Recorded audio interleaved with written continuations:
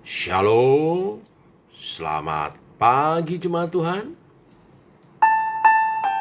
Berjumpa kembali dalam Doa Pagi Online.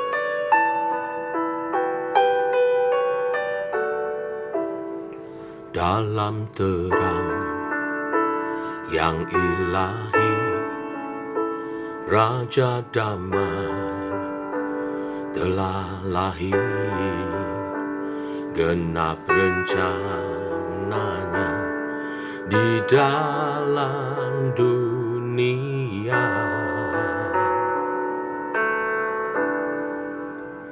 Putra Tunggal Maha Kudus, satu-satunya penebus,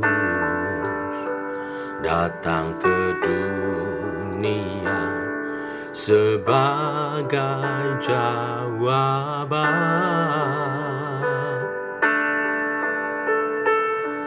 Juru selamat dunia, Kristus Tuhan, Dia firman yang jadi manusia, bawa pengharapan bagi kita. Terima kehidupan yang kekal.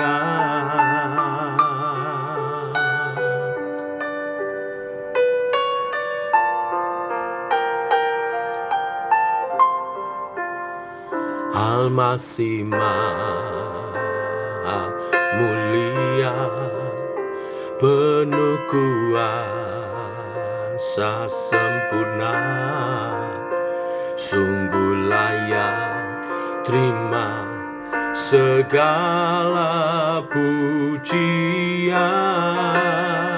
Juru selamat dunia, Kristus Tuhan, Dia firman yang jadi manusia, bawa pengharapan bagi kita.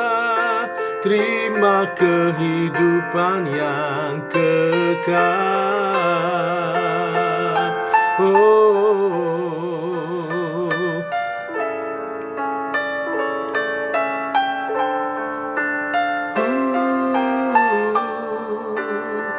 Juru selamat dunia, Kristus Tuhan, Dia firman yang jadi manusia, bawa pengharapan bagi kita. Terima kehidupan yang kekal.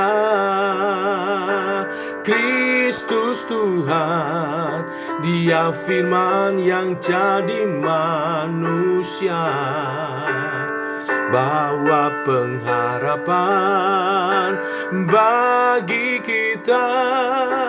Terima kehidupan yang kekal. Terima kehidupan yang kekal. Terima kehidupan yang kekal.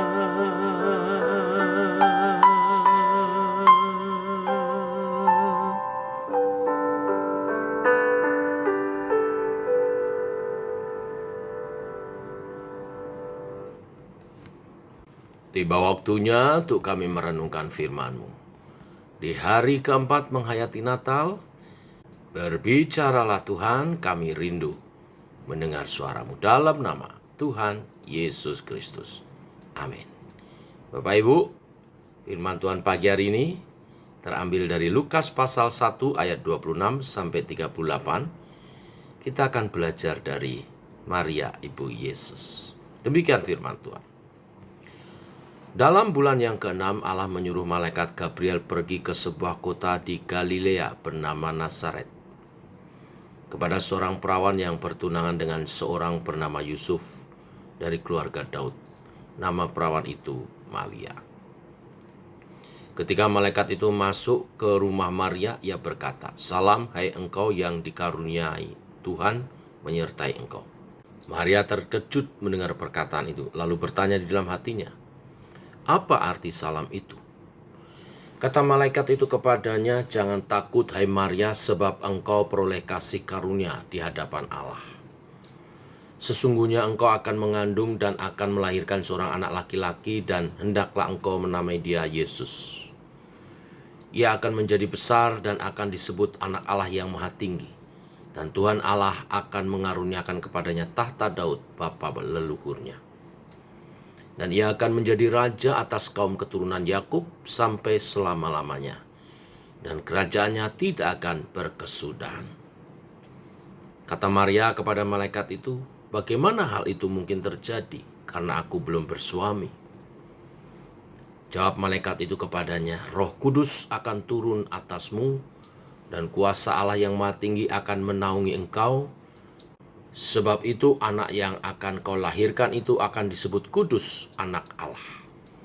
Dan sesungguhnya Elisabet, sanakmu itu, ia pun sedang mengandung seorang anak laki-laki pada hari tuanya. Dan inilah bulan yang ke-6 bagi dia, yang disebut mandul itu. Sebab bagi Allah tidak ada yang mustahil."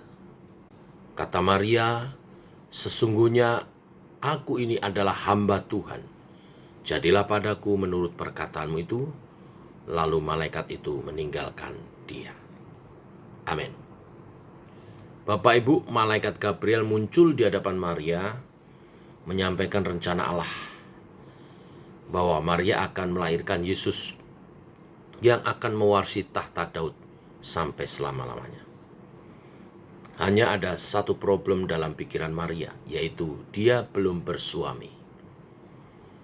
Dalam bahasa aslinya, ungkapan yang dipakai Maria adalah, "Aku belum mengenal laki-laki." Artinya belum pernah berhubungan seksual dengan laki-laki. Maria menyadari adalah hal yang mustahil jika seorang bayi laki-laki akan datang melalui dia. Jadi apa yang diberitakan malaikat Gabriel ini ada di luar nalar. Bapak Ibu jemaat Tuhan, ketika Allah bertindak, bisa jadi seluruh kenyataan hidup kelihatan berlawanan dengan maksud Allah itu. Pengalaman Maria menegaskan sebuah kemustahilan seorang perawan melahirkan anak. Peristiwa demikian tidak tercatat dalam seluruh kitab suci Perjanjian Lama.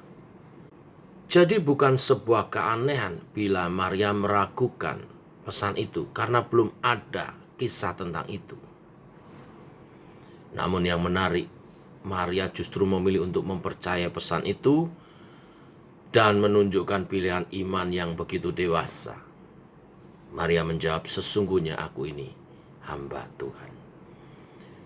Jawab Maria ini menunjukkan beberapa hal. 3 hal kita teladani dari Maria.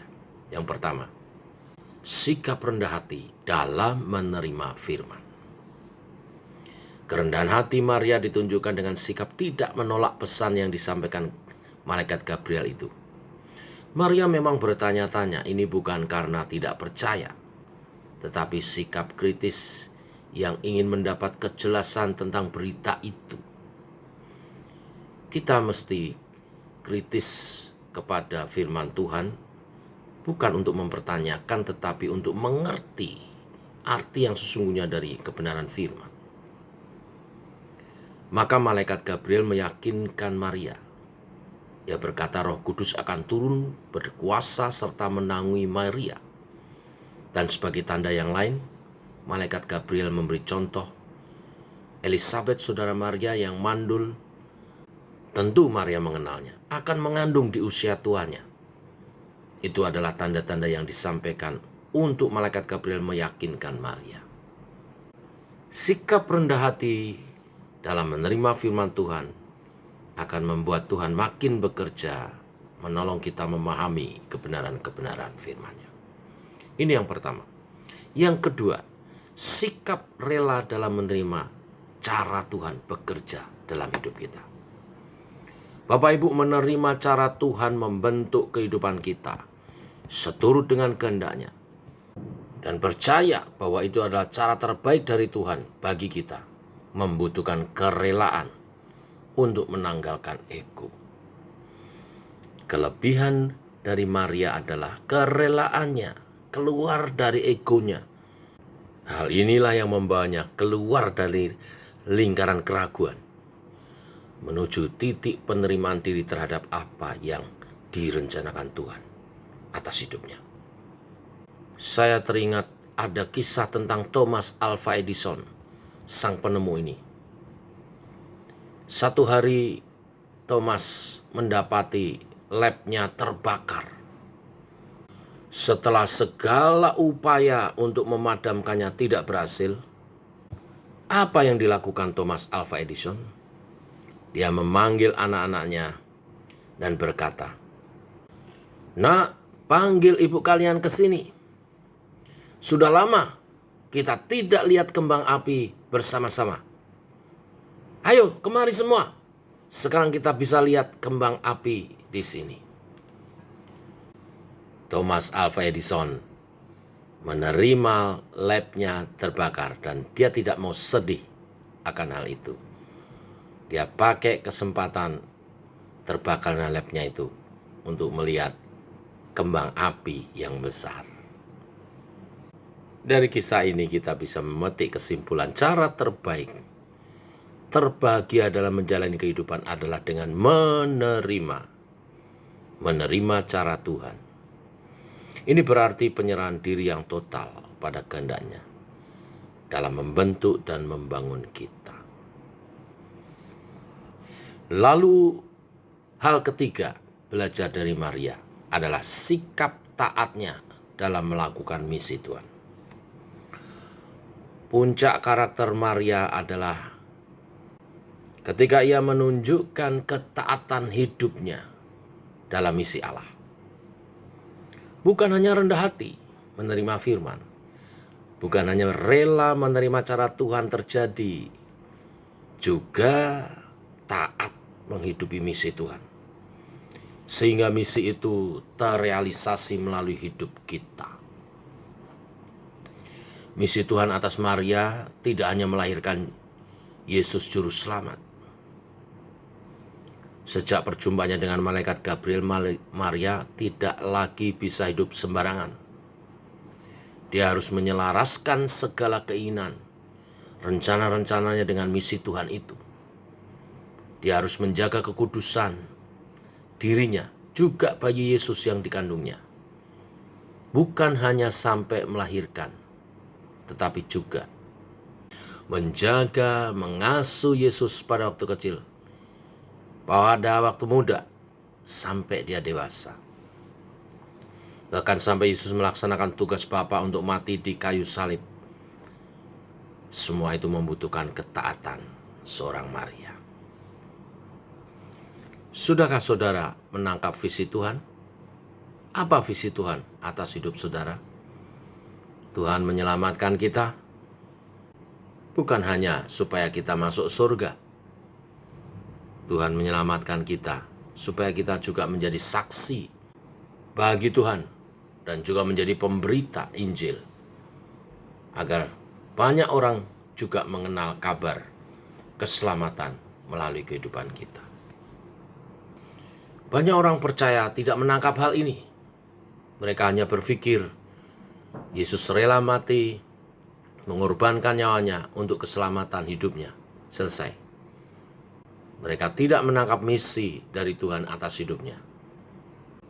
Ya, memang Tuhan Yesus mati mengorbankan dirinya untuk menyelamatkan kita. Tetapi tidak berhenti di sana saja. Setiap kita yang telah menerima anugerah keselamatan, Tuhan berkata, "Jadilah saksiku di Yerusalem, di Yudea, Samaria, sampai ke ujung dunia. Pergilah, jadikan semua bangsa muridku. Ajarlah mereka dan baptislah mereka dalam nama Bapa, Putra, dan Roh Kudus." Ini misi bagi setiap orang percaya. Selama kita masih di dunia ini, tujuan kita bukan cuma jadi orang sukses, keluarga yang bahagia. Tuhan akan berkati kita, sukses, keluarga yang bahagia, tapi itu semua untuk kita pakai menjadi kesaksian bagi dunia.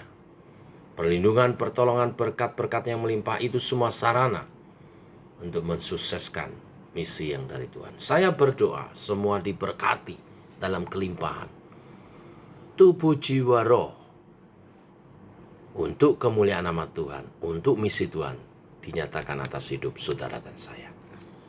Tuhan memberkati. Mari kita berdoa. Bapa, kami mengucap syukur oleh kasih dan anugerah-Mu. Pagi hari ini kami menghayati kembali kisah-kisah Natal. Hari ini kami belajar dari Maria dengan sikap hatinya. Hati yang rendah, hati yang rela, hati yang taat. Rendah hati menerima firman Tuhan, rela dalam menerima cara Tuhan, dan taat dalam melakukan misi Tuhan. Biarlah juga digenapi atas kehidupan kami, umat-Mu dan hamba-hamba-Mu. Sehingga misi kerajaan Allah di bumi seperti di surga dinyatakan melalui kami juga, Tuhan.